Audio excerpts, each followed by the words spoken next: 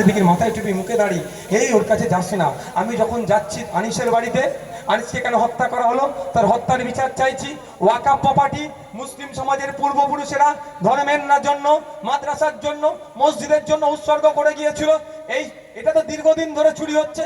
বিগত সরকারের আমলেও লুট হয়েছে, কংগ্রেসের পিরিয়ডে হচ্ছে, 34 বছর বামেদের পিরিয়ডে হচ্ছে, এবং কিন্তু তাকে ছাপিয়ে গেছে এই 13 বছরের তৃণমূল। সব লুট করে নিচ্ছে, ওটাও কিন্তু হস্তান্তরযোগ্য নয়। যখনই বলছে এই সম্পত্তি উদ্ধার করতে হবে, তখনই নওশাদ সিদ্দিকী বিজেপির কাছ থেকে টাকা খেয়েছে। যাবো কোথায় ভাই? আমার হিন্দু মায়ের বাপের অধিকারের কথা বললে মুসলমানদের দল, আমার মুসলিম ভাইয়ের অধিকারের কথা বললে বিজেপির দালাল। তবে একটা কথা, যে যাই বলুক আমার কোনো দেখার দরকার নাই। লড়াইটা মানুষের অধিকারের জন্য এসেছি, অধিকারের লড়াই এসেছি।